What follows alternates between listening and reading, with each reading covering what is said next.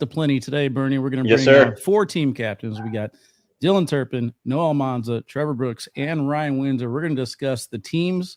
We got I like the format. We switched it up a little bit last year. We're kind of feeling things out. This year, I like the format. We have all of one matchup on a broadcast court. Yep. So we're going to go through these 4 matchups on the live stream courts, as well as the 2 matchups that are going to be on the CBS Sports Network. But before we get to that, let's kind of catch up with each other. Bernie, appreciate you filling in for Anthony today.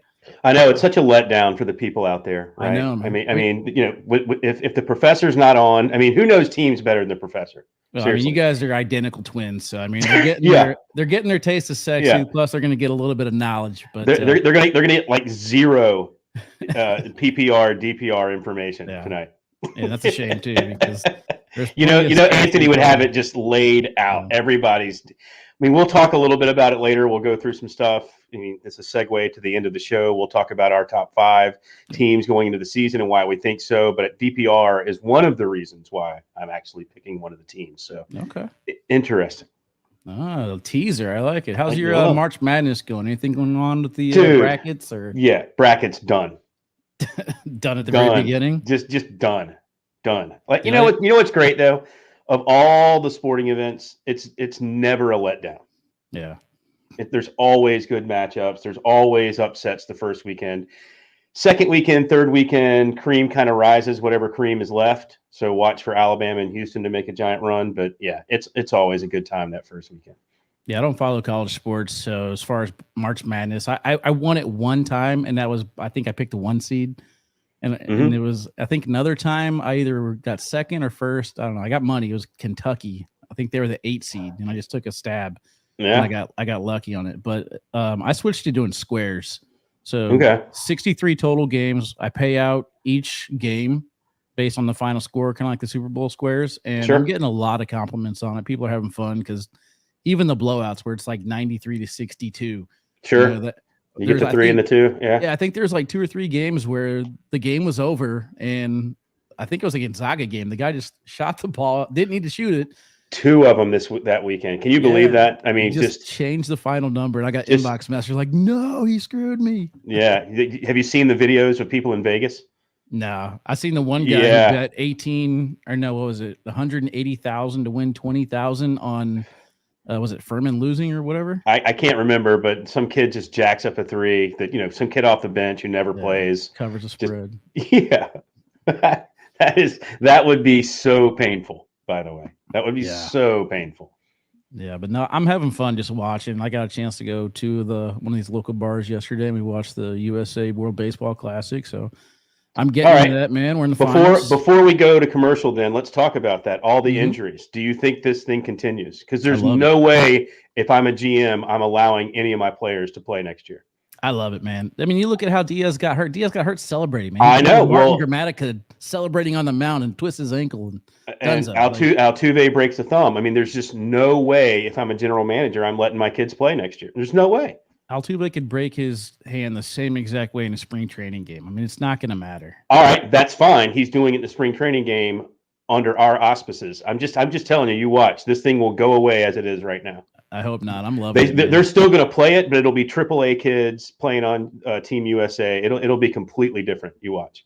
See, I think that's just the American bias towards MLB, like our actual product, where you get these other countries, they're in it, man. I'm telling you, like they're honored to. You watch. It has nothing to do with that. If you're in contract with a professional baseball team and they're losing you for an entire year because of something that had nothing to do with the season, you watch. Those guys will not be allowed to play going forward. You watch. We'll see. But I mean, we've had baseball players. I love it. I love their pinky in a shower. I mean, come on. Like injuries happen. There's no way to mark it up and down. I love the baseball classic. I think it's really cool to see. I think the USA is going to win this year. So if we get our trophy, maybe the USA team will look different. But as far as like Japan, Cuba, Dominican I'm telling you, the guys that play for teams in Dominican, they won't be allowed to play. It's all about losing.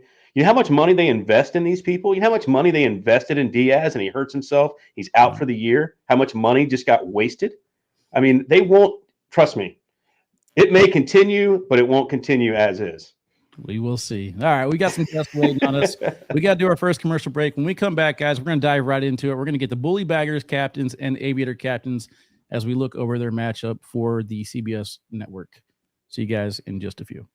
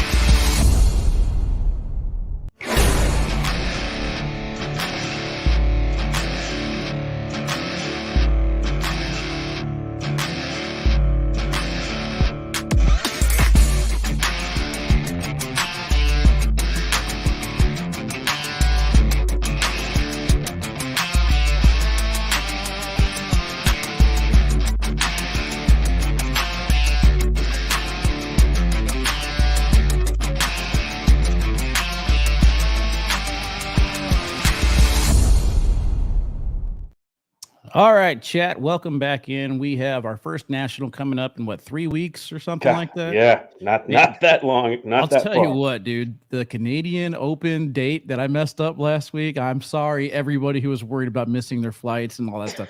It's not. It's 2 weeks from now. I'm just gonna be done saying whatever date it is. So yeah, my bad on whatever date the Canadian Open is. I was ill prepared for that. But don't go by Wally. Yeah, don't go by me. Just go by your plane ticket. You guys are all fine.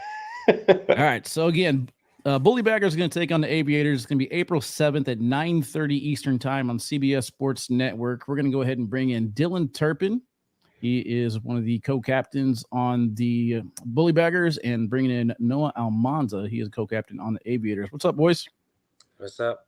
What's up? How's it going? Pretty good, man. Welcome, man. I'm looking forward to this first national. I don't know how many of you guys are excited about it, if you're nervous or what type of preparation you got going into it, but it's almost go time, boys. Yeah, I can't wait. Well, all right, Dylan, just get this out of the way. I mean, so what's it going to feel like being on home turf for the Texas Bully Baggers playing in Corpus Christi? I mean, I know it's southeast and it's kind of a long way away from pretty much everything, but you know, do you feel like there's some home field advantage there playing in Texas? Yeah, I was glad that they said that we were going to play on TV at the first national because we're from Texas, and so my wife and family are coming, so it should be a good experience for not only myself but them as well. So I'm pretty excited about that. And then conversely, Noah, on the road, first matchup on the road, man, that's kind of tough. Throwing you on TV on the road like that. Yeah, I gotta get a good night's rest, and it'll be a tough matchup. It'll be a tough matchup for sure.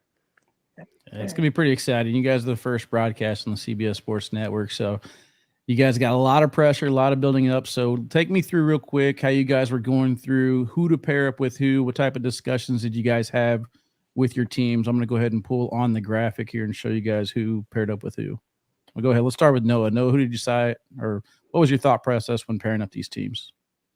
I just tried finding players with like similar bag speed types, not necessarily like bag manufacturers.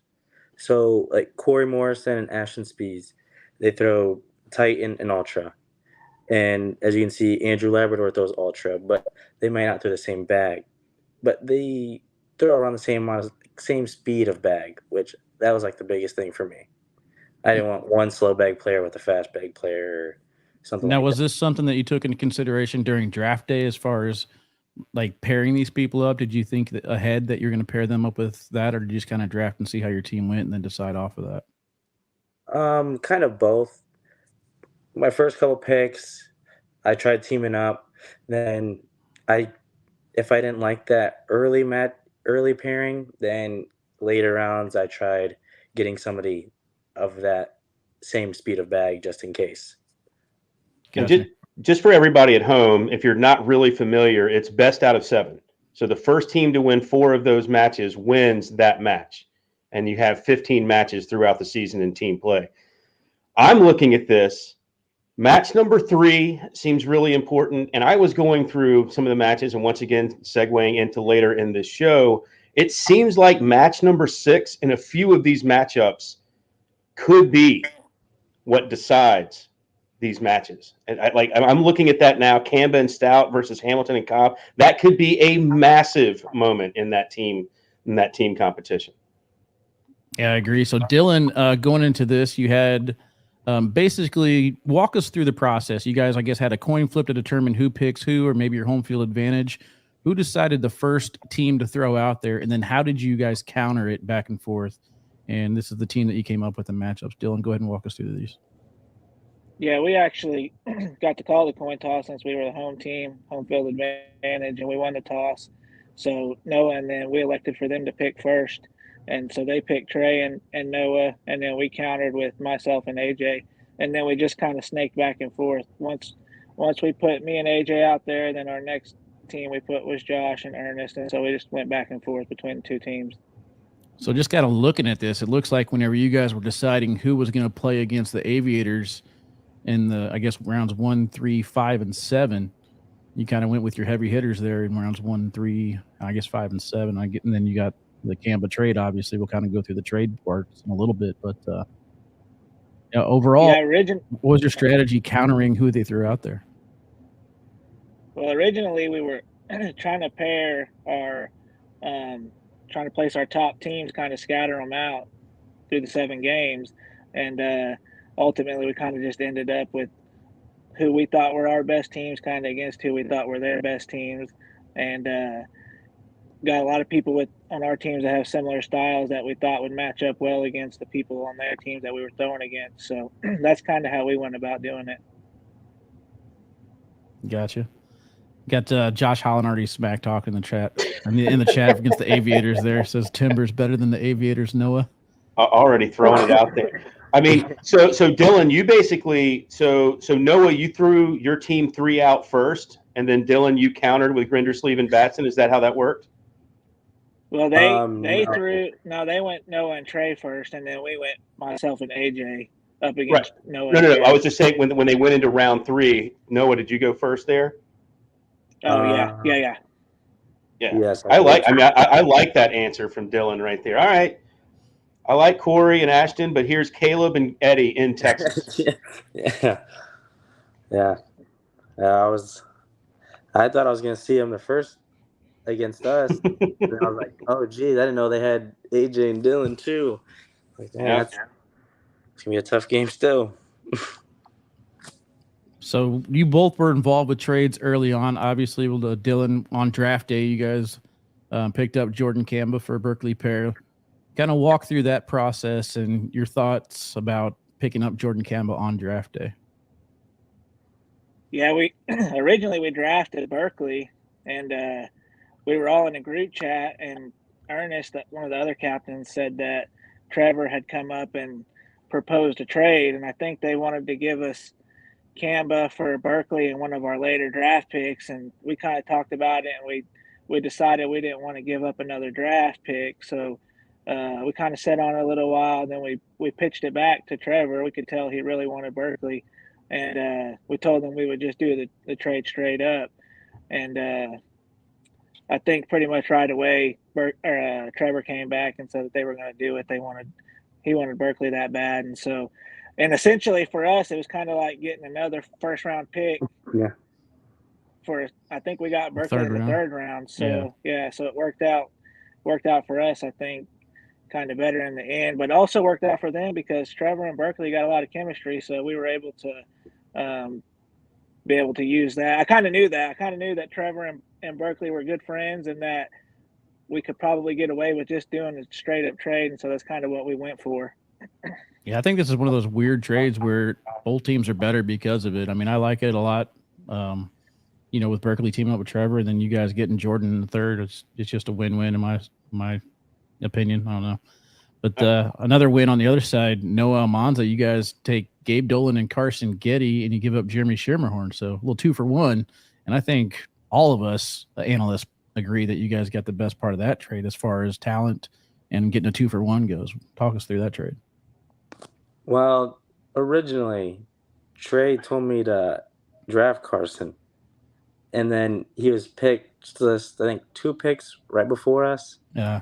And then and he said he's been doing good lately. And then he ended up winning an Open. So so I'm fine with it. And Gabe, he probably he doesn't live too far away from me, and I know how he can throw. So, and Michigan wanted Shermerhorn to pair with Joe Neested, so it just worked out in the end for all of us.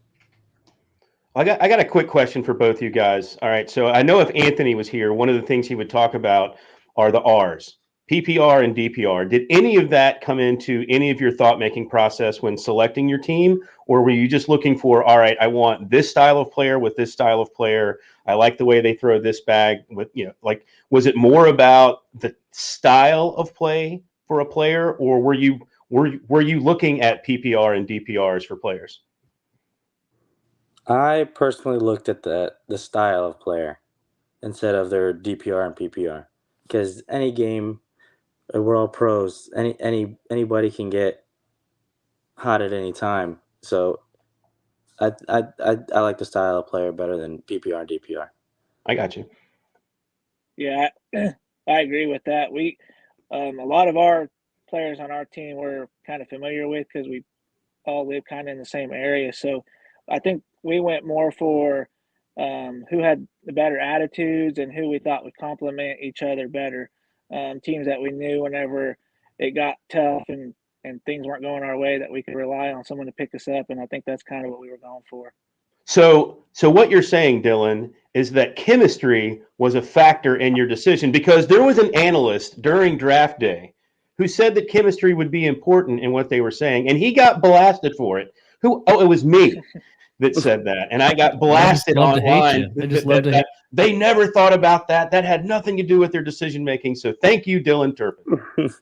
Well, I think whenever you get a lot of players that don't play together often paired up with each other and they're not real familiar with each other's games, I think that if you have a team that is familiar, that could give them the edge that they need in some of these, because they're going to be round limited games. They're going to be intense, and so I feel like being able to have some chemistry will be able to go a long ways. Well, speaking of that, did you guys think about that at all? Like, did you look at players that had round limited experience, or did that even come up? Yeah, we actually did look at some of that stuff. Yeah, I tried to as well. So we got a chance to talk to some of the other captains on our shows that we've been doing, but we didn't get a chance to talk to you guys yet about it. How did the draft go for you guys? Did you feel like it went fast? Did you feel like it went as expected? I mean, Noah, you already said that somebody got picked 2 picks before you actually wanted to take them. So what kind of curveballs hit you guys on draft day where you're like, oh, man, this is harder than I thought it would be? It was. I feel like it went like a good speed. It was tough having the second pick. So we'd have to watch everybody go through and come back. So like we tried to plan ahead, but it's tough when you have to wait like almost 30 picks. Yeah. You basically are like, oh, I like this guy right here. Then you're sitting there waiting 20, 24, 25, 26. Dang it. There he goes. But Dylan, where did you guys pick? I can't remember. Were you in the middle? No, I think we were like 12. 12 was our very first pick. Yeah. And we kind of had it planned out that we were going to go for Eddie KB and AJ if AJ was available first pick of the second round, and sure enough, he was. So Yeah, then you got we AJ got our on the way first two back. picks that So we planned. Yeah, that's good. That's good. Whenever it works out nice and smooth for that. All right. So I'm putting you guys on the spot real quick. See how well you guys know your team. I want one sleeper on your guys' roster. Go ahead and start with you, Noah. Pick one sleeper who you think is just going to show out in national number one. Ben Brown. Ben Brown coming off of the Open, winning his bracket, and what was that, Winter Haven, I believe? Yes. Yeah, I threw very well. saw a couple of his games, and he threw good. So hopefully he can keep it up and show out at the first national. Ever teams for us. Yeah, teaming up with Andrew Guy there. I was impressed with what I saw to Andrew Guy in West Wego. So those guys are catching stride at the right time. Dylan, you counter with Josh Glover and Ernest Monarca, but give me your sleeper on your team. Who you got? I'm gonna have to say probably my sleeper, and I play against him all the time, will be Cameron Kingfisher. Yeah. Okay. As you can see, that they barely fit on the tiles as far as how long their names are. So, yeah, whenever you team them up, I'm already sitting there thinking about how that graphic's going to look on the live feed with the two long names. But all right, boys. Well, that's it. I appreciate you guys tuning in, man, for us, and are jumping in here in the chat with us and helping out, discuss the matchups. Looking forward to seeing you guys on April 7th. I like what they're doing with teams this year, and you guys are going to kick it off for us. Again, that's going to be 9:30 April 7th on CBS Sport Network. Good luck. Yep, Good luck, boys. Yep, thank you. All right, see you guys. Thank you. All right, Bernie. There we go. We got our first matchup set. It's kind of exciting. You look at this. I can see these matchups going either way. Yep. You know what I mean? So it's going to be interesting when they actually put bags on boards. Something tells me match number 6 is going to be vitally important in both of our television matchups, and we'll get to number 6 when we come back from break. But something tells me that match is going to be huge for who wins this. Taking in that matchup between Jordan, Matthew, Fisher, and Tyler. Wow, put me on the spot. Yeah. I'm leaning towards the Aviators personally. I am too, actually, in that matchup. I just, I look at some of the matchups that the Bully Baggers have. I mean, I like Eddie and Caleb in that 3 slot there. I think that's a great selection. I mean, nothing against Corey and Ashton. I mean, who knows? If you get the A game from both those guys, they can easily win that matchup. But I like where Eddie and Caleb, because that's a team that you could see higher than that. And I think that was a really solid job from Dylan putting him in there at 3, trying to steal a win there. I don't know if it comes down to that 6th match. I do kind of like Fisher and Tyler in that one. Yeah, well, it's going to be interesting how it all plays itself out. I'm stoked. But let's take a quick commercial break. When we come back, we're going to bring on the Coasters and the Maze captains, Trevor Brooks and Ryan Windsor. See you guys in a little bit.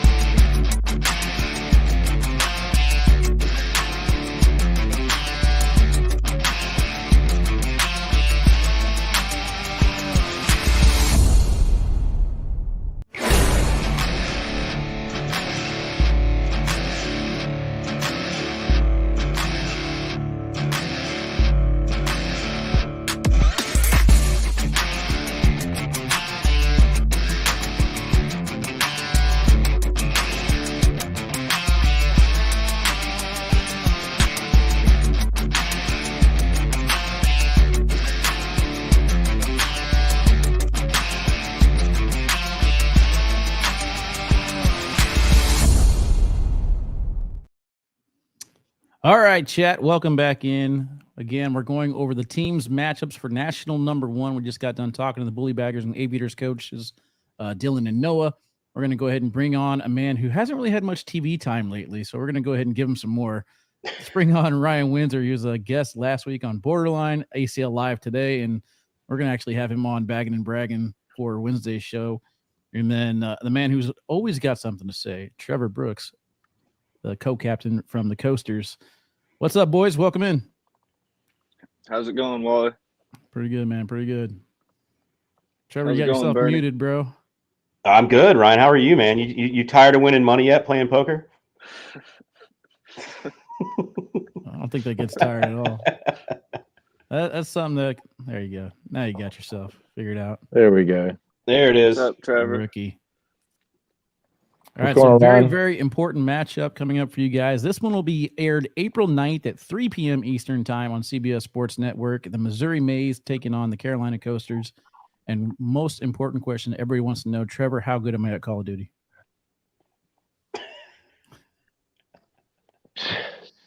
6 out of 10, 7 out of 10. Oh, man. All right. Muted the rest of the show. You're good. You're pretty good. You're better than me. I'm 50%. I'm 5 out of 10. Yeah, so we're gonna start gaming quite a bit, Bernie. All these guys, you see Ryan in his background, he's ready to start picking up the gaming. I got to download Rocket League so I can hang with these guys and figure out what the youngsters are doing. I have not been a gamer since I was 11 years old with the original Atari, with the original joystick and the one button. That's when I was gaming. Taking it all the way back to Asteroids and Frogger. Did you ever play Outlaws? It was like I did Pong, but it not. was with like cowboys. You had to like shoot your way through like cactus and stuff to hit the cow. It was a fun game. Don't worry. You want to talk about graphics? Go back and look Yeah. at the original basketball from Atari. Oh yeah. Stick figures. It was the word, and a square ball. All right. Well, that's not what people are tuning. Don't in get too for. old on us, Bernie. Don't get too old. Very old, man. They want to know what's going on here with the Missouri Mays and the Carolina Coasters. So let's go ahead and get into it. Who won the coin toss between you guys?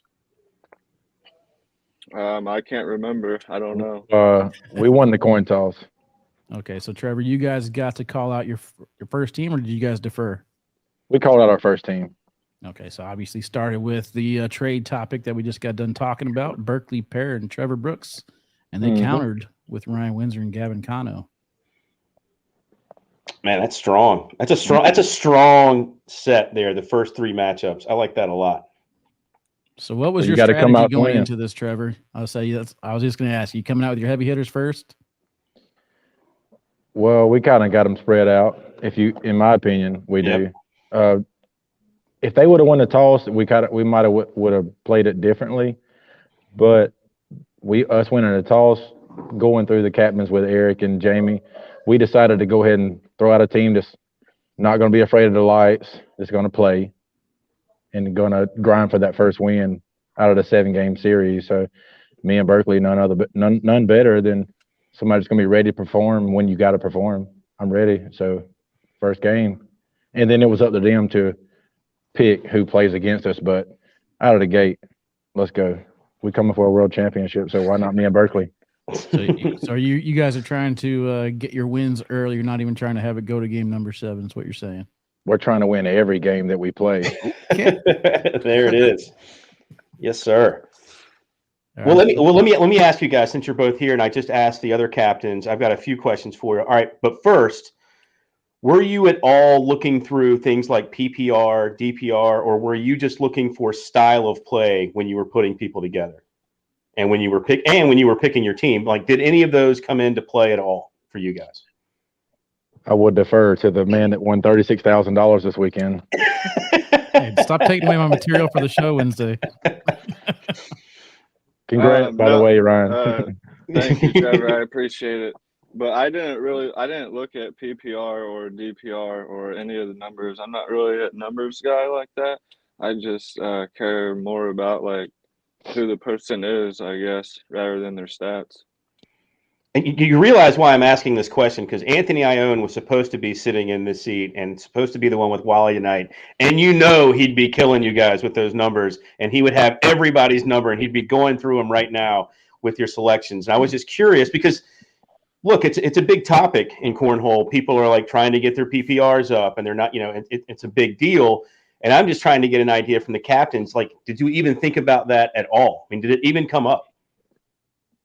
No.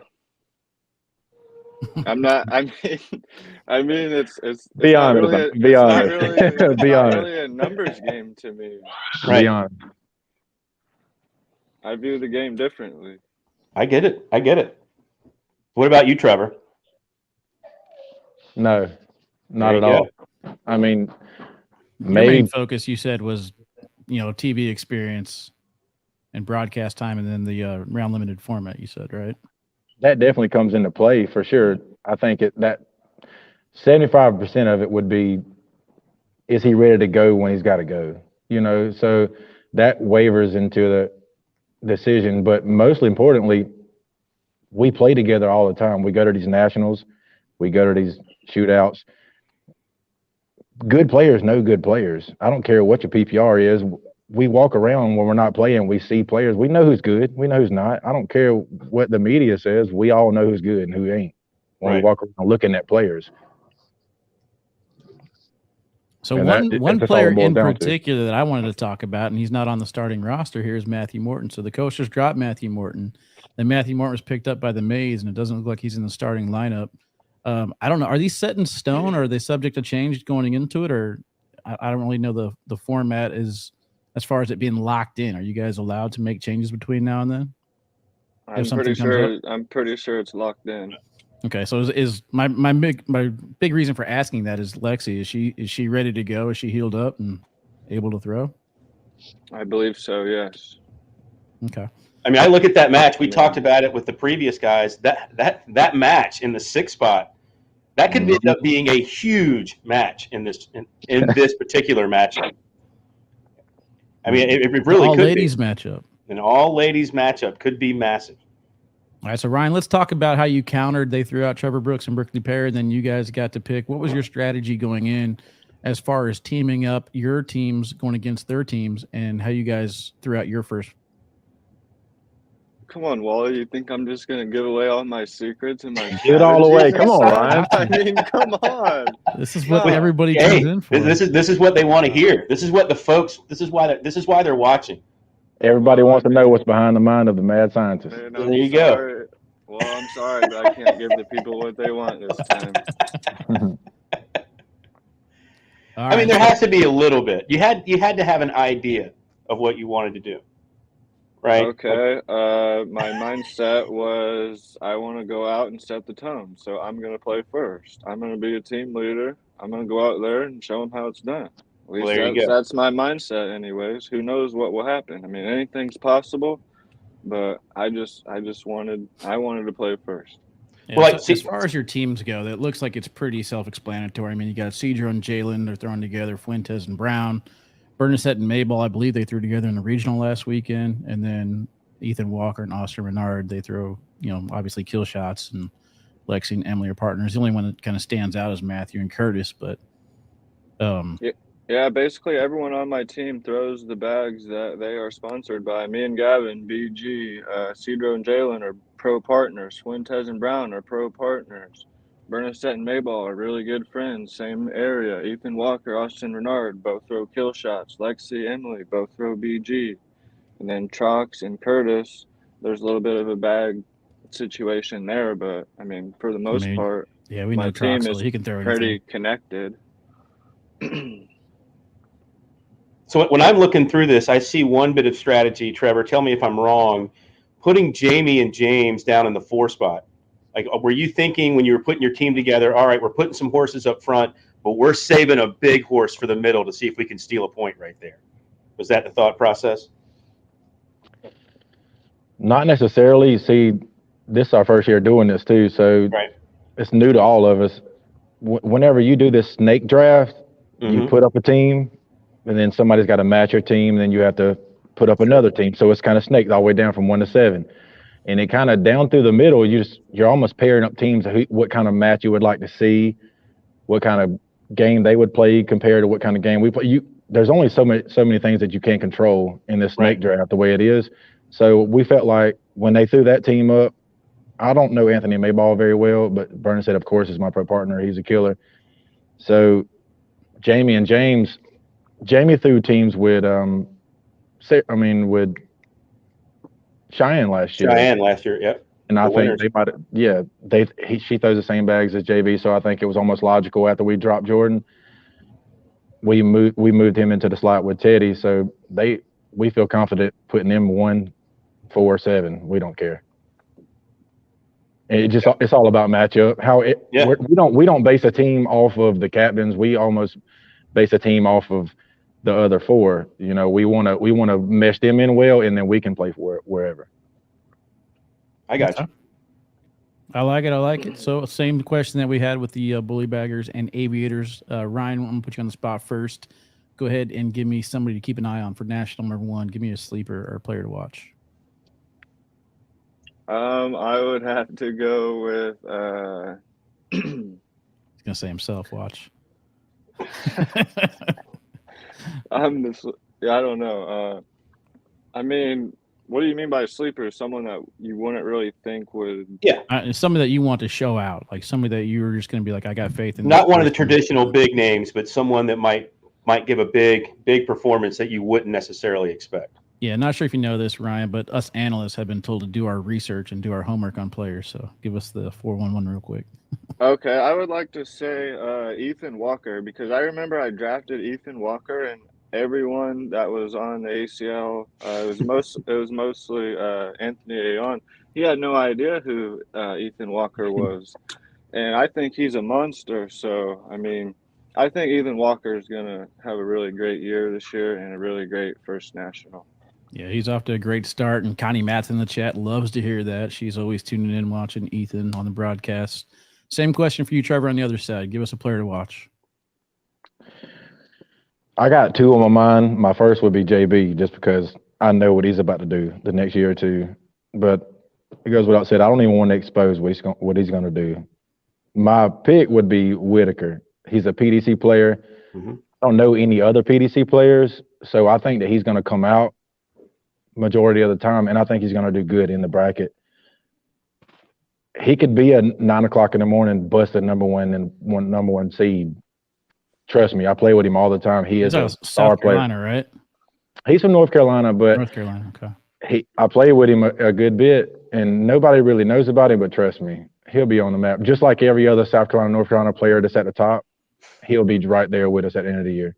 I'm pretty sure I know who he is. It's going to be a refresher once I actually see his face, because I'm pretty sure I played him in the qualifier, and he's the one who beat me to eliminate me from my pro run. So. Yeah. Take it, Wally. Take it. Yeah. When you got 30 pros in one state, it's hard to. I mean, when you got some other states that's got 2 pros, it's hard to keep making pros. So he made it through the PDC. Trust me, he's an elite talent. I mean, if he moved to such and such, he'd be number 1 there. Does your state actually have 30 pros, or are you kind of stretching the truth a little bit? It's got a lot. You had the Carolinas. Yeah, just judge your region to my region, I reckon, and just see how that goes. Let's go. Match number 1's got a little spice to it. I like it. All right. So, boys, we got a lot of players from the Carolinas, so ain't nothing but representing. All right, boys. Looking forward to this one. I'll see you guys at the first national again, airing on CBS Sports Network, April 9th at 3 p.m. Eastern Time. Appreciate you, Trevor. Appreciate you, Ryan. Good luck to you, boys. Ryan is officially the second best poker player that plays cornhole. Who's the best? Who's the best? You? Oh, man. Undiscovered. Hey, we'll see y'all first week of April. All right, boys. Yeah. All right. That's going to be fun. No matter how you slice it, that's going to be a fun matchup to watch. I hope they keep the trash talking going on the courts. I mean, mic them up. I want to see it. And I'm from Charlotte. I'm from the Carolinas region. You know, I've seen these players for a long time. Tune in later in the broadcast to see who my top 5 teams are. You might see the Carolina Coasters in my 5. Way to give away the milk before the cows arrived. You might. All right. Commercial break time, guys. When we come back, we are going to go over the other matchups that'll be on the live stream courts for national number 1.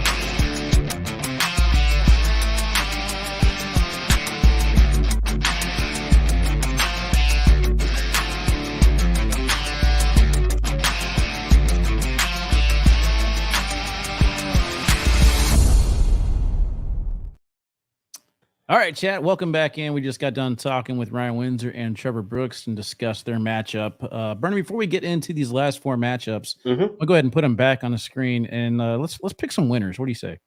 Let's do it. Yeah. So let's go ahead and start with the Mays and the Coasters. Who are you taking to win this matchup? Again, they have to win 4 out of these 7 matchups to be awarded the point and the win. If I'm looking at it right now, top of my head, it's going to be close, but I like the Coasters. I mean, the Coasters are my squad. I think, you could easily split those first 2 matches, right? I like David Morse, Nick Patuski there at 3. I think that's an interesting team. Then Jamie Graham, James Baldwin in that 4 match. I like that. I mean, I think Kaylee Hunter, Chad Hunt, I think that's strong. I like Lori Doole, Miranda Coy in that matchup.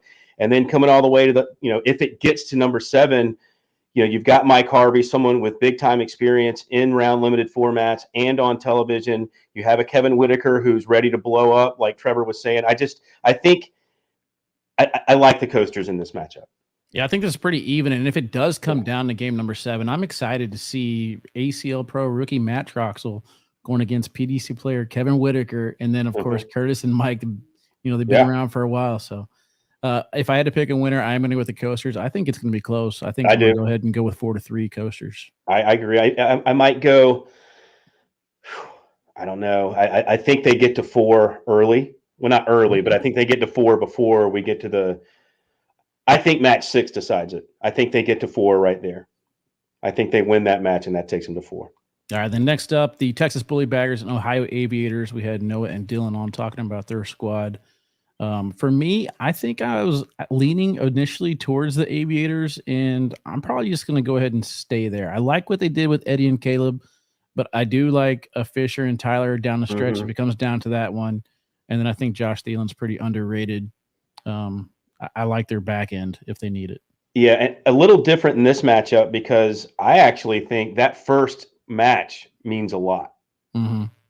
I think the team that can get out early in this particular matchup kind of stays there, if that makes any sense. You know what I mean? Like the other team's always trying to catch up. Whoever wins that first match, I think, takes it. So I'm taking the Aviators in this matchup on the road in Texas.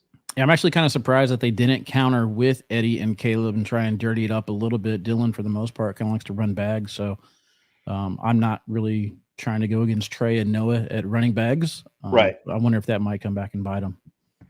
I'm going with the Aviators there. I'm with, so we're not going to, so basically we agree on the first 2 matchups. Yep. That's never, so basically we just jinxed the Coasters and the Aviators. We will see. All right, so the Coasters getting some extra TV time as they're going to be on a broadcast court. Not sure how we're going to break down these broadcast courts and who gets what, but the Kentucky Colonels will take on the Carolina Coasters. This is Matt Guy, Damon Dennis, and I believe it was Jim Glasscock's team, right? Love this team. I love it. How about this matchup first weekend? This is maybe my 2 favorite teams in all of the teams format. So this is I like the versatility of both of these teams, and you kind of see it in this matchup. Obviously, this lineup for the Coasters is completely different in a lot of ways than the previous matchup, the previous list we just saw from them. So I like their versatility. How about match number 4 in this one? How good is that? Jamie Graham and James Baldwin taking on Matt Guy and Brett Guy. It's going to be interesting to see if that match has, basically a sway, right, or a pull away factor. You know what I mean? Yeah, I'm going to go with the Coasters here on this one. I am a little concerned about the pairings with the Colonels. I know that Tom and Dave have thrown together before. Justin and Samantha, I believe, are in the same area, but I'm curious as to Damon and Nate at the bottom. Yep. What they're going to throw, what style of play they're going to do, and Trevor and Berkeley. Obviously, the chemistry, we talked about it already. I'm going with Coasters in this one. I think they're going to win 5-2. Yeah, I'm going Coasters here. And if the Colonels don't win that first game, I think that game is massive for them because if they lose that one, it could get away from them quickly. And, like you said, having Damon and Nate down there at the bottom, I mean, let's say they do split. How great would that matchup be for a game 7, right? I mean, that would be awesome to see, but I think the Coasters take this one. Yeah, well, you talked about it before. Damon Dennis will talk to you in a kind way to try and get under your skin, and then Trevor the exact opposite. So yeah, it could be a little chirpy. Looking forward to it. Could be a little chirpy. I just don't think it gets there. I think this match will be over before it gets to 7. You know, the crazy thing is, though, looking at all these matchups that we're going to go through and that we've already seen so far, I could see us being wrong on every single. I can see it going either way. 100%. I can't wait to see Bags hit the board and actually get underway with this thing. Missouri Mays, again, getting extra TV time. They're going to go with pretty much, looks like the same lineup across the board, mixing up the rosters and decision times. But here, game number 7, if it comes down to it, I mean, the Arizona Burn, in my opinion, have a strong advantage at the back end, but I don't see the pairing between Derek Holland and Brandon Jones. Like I feel like I'm missing something there. Yeah, I mean, so do you like the Mays in this matchup? Because if I I'm do just like looking the at it Mays in this matchup, I feel like the Mays are going to take this one down before it gets to game number 7. Yes. But I'm just curious on the pairing for the Burn. Whenever I was looking at this team after draft day, I could have swore it would have been Jeff Reynolds and Brandon Jones, and then maybe Ty Lopez and Moses Asueda, Doug and Bill, obviously there. But here's one problem. Here's one problem I have with the Missouri Mays, and Ryan apparently is going to put he and Gavin out quite a bit. Mm-hmm. If you lose that match, that becomes a problem. And it's interesting sometimes when you put your best team out first, which most people are going to do that more often than not. But however, if you do it that way and you lose, it puts so much pressure then on Isidro and Jalen, because Doug Zaft and Bill Hadley have been playing together forever. Yep. Right. And that makes that match so important. So it's Ryan and Gavin, obviously they're the favorites in that match. I'm not saying they're not, but that becomes an extraordinarily important match, I think, for the Mays. But I was impressed with Corey when I was out in California. It was the first time really getting to watch him. And obviously the Suedas, you know what they can do. So yep. Ryan said he's going to set the tone. You got to set it in the right way. Otherwise you're in a little bit of trouble. You know, and I'm just curious because, I mean, I think we're going to see that from most of the captains. All right, we're not going to see that from most of the captains. Look what the California Sliders are doing right out of the gate, along with Las Vegas. I mean, the Slingers. Yeah. And against the Rollers, both teams kind of maybe not going with their quote unquote A team right out of the gate, and I like that. I like trying to put some of your heavy guns in places where you feel you can steal points. Does that make sense? Because you're only trying to get 4 wins. That's all you've got to do. Yes, this was one strategy I don't think a lot of captains utilized last year, which is, basically have a sacrificial lamb. Go out there.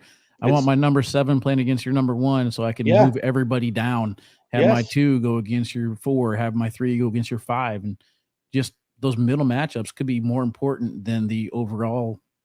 And then when you do it that way, it puts so much pressure on the other team's number 1 team, right? Because if they lose, then they're really screwed because of the way the other captain kind of laid their lineup. So I like when the captains think their way through it instead of just saying, all right, we're putting them up 1 through 7. You know what I mean? I like when they kind of move players around and actually, put players with different partners throughout the season. So I love the team format. I'm getting off track because I love the team format. Yeah, I'm actually torn on this one, man. I think I'm going to go with the high rollers, but I could see this one going either way. It's very, very close. I just like a little bit more of the pairings that I see out of the high rollers than the Slingers. Yeah, especially there in the middle. I mean, this could be one before it gets to game 6 for the heart. Just that middle section. I really like the strength of the high rollers there. I think Travis Purser and Bracy Blanton taking on Tanner Halbert and Eric Zockline is going to be a lot closer than people think. But I mean, look, Travis is a bear. Yeah. See what I did there? Yeah. But unbelievably good player. Tanner and Eric have been playing together for so long. You got to feel like even though they can lose the match, they're going to be favorites there, right? I mean, if you had to be betting favorites, you would have to put them as the favorites. And then Hunter Thor, Kobe Costanza, I like a lot. Even though Tony Smith, Alec Ryan's going to be a heavy. But, that's Hunter and Tony play all the time. So you're not going to have any intimidation there with Tony. And I like Allen and Tice Cobb, actually. I like the way I like that team. Yeah, and then, the one that scratches my head is Engelken and Corley. Confused on that pairing. Seals and Bennett, I believe they're both from Kentucky. But we'll see how it plays out. Again, I'm going with the high rollers on that one. I hate it, Wally, but I'm agreeing with you. So we're 3 for 3. So we're really jinxing people now. Did you take the Burn or the Mays? I took the Mays. Okay, so we're 4-4 then. 4-for-4. Wow, 4-for-4. No, That's that not was good. it. That's 5-for-5. All right, going into this one though, let's see what we got. We got Michigan Marauders taking on the Florida Freeze, and I don't know if I have a choice as far as to which matchup I get to commentate and broadcast on my court, but this is the one I want. I want to Why see. is that? Well, I know you got some of your guys out there, but why exactly? I got a lot of my guys on the Florida Freeze. I'm just gonna go ahead and spoil it. They're my team this year. They're my top team to watch, but I'm actually more interested on the other side because the Michigan Marauders had a purpose. They went out and got Jeremy Schermerhorn, gave up 2-for-1 for the sole purpose of having partners team up with partners. Jay Rubin, Jordan Power, Joe Neested, Jeremy Schermerhorn, Tom Walter, Daniel Walker Jr., and Trevor and Jared Kufis, all pro partners on the same squad. You need 4 wins. How about throwing out 4 heavy hitters?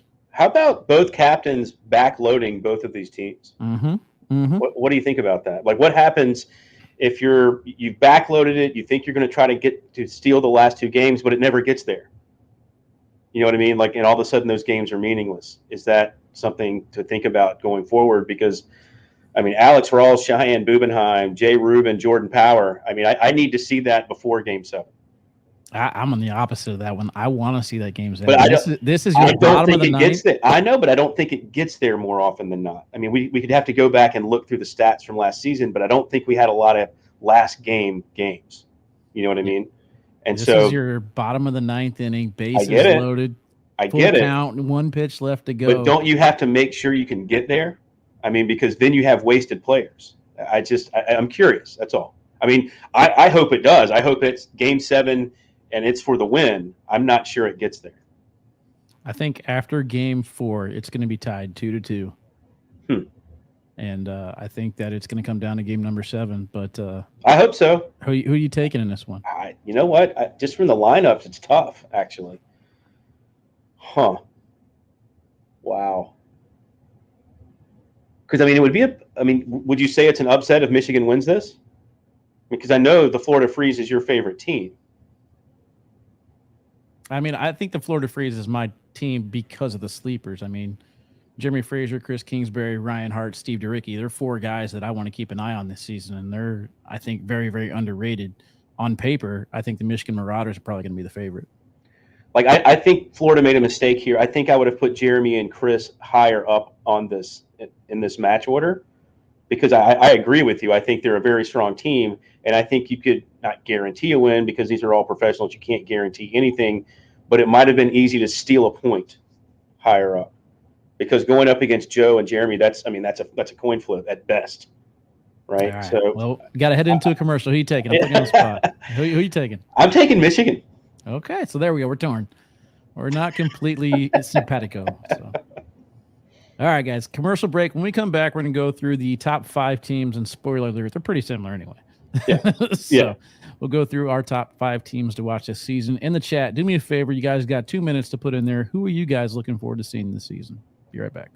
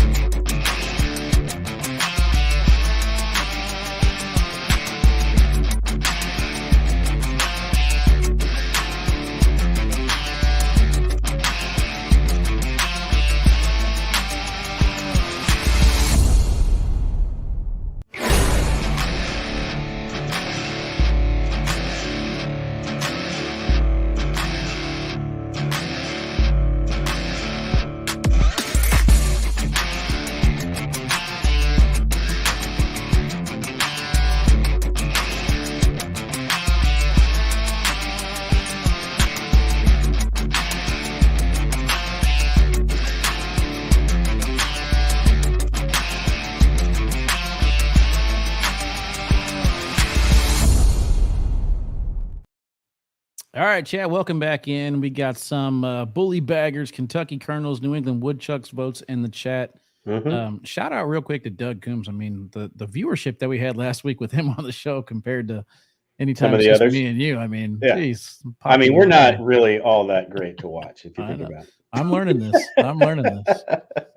But I know one thing, man. Teams is gonna be great to watch. I think that it's headed in the right direction from draft day going into national number one. It's done everything right. So we started off really rough last season. I'm not gonna lie. We were all kind of like, what are we doing? Yeah, it was tough. It's come full circle. And I think we got a good product here. So absolutely. My top 5 teams to watch, obviously the Florida Freeze. I'm calling them. I'm trying to get a free hat. So Cheyenne, Jeremy, Chris Kingsbury, whoever's in charge of getting me a free hat, make it happen. Or else I'm going to switch teams. I like your squad. I mean, how about your 1 and 2 going up against each other the first weekend? Yeah. I think that's tough. That's why I want to see it. Like I said, I'm hoping that the Michigan Marauder strategy of having 4 pro teams team up together is going to be able to counter some of these other teams. My Super Bowl is in week number 1. The Florida Freeze taking on the Michigan Marauders. Hope I get that one on the broadcast. But Florida Freeze, I want to see what all these sleepers can do. Like, am I wrong? Are they actually going to show up? Michigan Marauders, I want to see what the 4 pro teams can do together. New England Woodchucks, I think they had us all scratching our head on draft day. You know, we were all kind of curious as to what they're doing. Maybe they're taking people early, but at the same time, you're in the one spot. Like Noah was saying earlier in the broadcast here, you have to wait a long time for your pick. So if you're eyeballing somebody, you want to go out there and get it. So let's see if the DPR is going to. I was going to say, because that's what Jimmy's been fairly vocal about. That's one of the things they went for was DPR was very important when they were selecting players, and that's why, they're on my list as well, folks. Because of that reason. The only thing I could say about that, man, is you can use stats to prove any point you want to prove. I mean, you can be like, the DPR wins, but that was when it was 72 degrees inside and boards. You know what I mean? You could be like ESPN and show a Tom Brady stat to prove whatever you want. Las Vegas High Rollers, I was really excited when the captains were teamed up. I was like, this is going to be my team. And I was kind of disappointed in their draft. Looking at the matchups and the squads that they put together for their matchup as they take on the Slingers, I like what they're doing. Let's see if it pays off. And then again, the Ohio Aviators, in my opinion, won all these trades and off-season acquisitions. I want to see how it comes full force whenever we get to national number 1. So let's go ahead and take a look at your top 5. And obviously, you've already mentioned you got the Coasters on top. I like their versatility, man. I mean, obviously, I'm kind of a homer here. I'm a little, I'm familiar with a lot of the guys and girls. I like their versatility. I like how they also selected some folks. If they really weren't sure, how are they in round limited formats? Because that's important. I think that kind of got glossed over from some of the captains, because there are certain players that are great in regular games to 21 that struggle a little bit in round limited formats. And these are round limited games. And that was a real decision. And also, if they could, they looked at people with a little bit of TV experience if necessary. So I think there's versatility with the Coasters, and I think a real thought process of who can do well in a round limited format. I'm interested to see how the Woodchucks do. We already talked about it, to see if the DPR thing is valid, right? I mean, that's, once again, saying these are teams to watch, not necessarily do I think this is going to be 1 through 5 the way they finish. Not really sure. The Kentucky Colonels, I like the way they put that team together. A little worried about some of those players and round limits, but I like the way they put that team together. I have the exact same opinion with the High Rollers that you did. I loved when the captains got put together. Not necessarily sure about their draft, but at the same time, I like their versatility. So that's why I really want to pay attention to them. And the Florida Freeze, kind of just what you said a second ago. I like where they were going. I like the thought process. I want to see how it plays out. Yeah, I think Florida Freeze, too, you can mix and match quite a bit with those guys. So, I mean, people are going to get tired of me talking about the Florida Freeze all year, again, unless they don't give me a hat. But yeah, versatility was my thing. My 5, I think, have a lot of versatility with what they can do and move up and down with different players. So hey, man, they could be the worst 5 teams out there. Who knows? That's why they play the games, right? Yeah, this is not what order we think they're going to finish. Yeah. Teams to watch. Yeah. All right, man. Well, I'm going to get to watching some World Baseball Classic and then finals tomorrow. We're going to have Ryan Windsor on our show. You guys got a guest coming up on Borderline this week? Jimmy McGuffin will be the guest on Borderline this week. Okay. I was going to reach out to him. I got done doing a commercial for open number, I think it was 9, and he took on Hasib in the seniors finals, and that was a show, man. But just there's no one better at the backside airmail than Jimmy McGuffin. So No one ever. I was like, I'm not taking any of these out. It's going to be a highlight clip in the middle of the show for Jimmy McGuffin. So tell him I said hello. Bernie, I appreciate you joining me and filling in for Anthony, man. Chat, hope you guys were entertained. We'll see you guys at National number 1 for teams. All right, buddy. See you, buddy.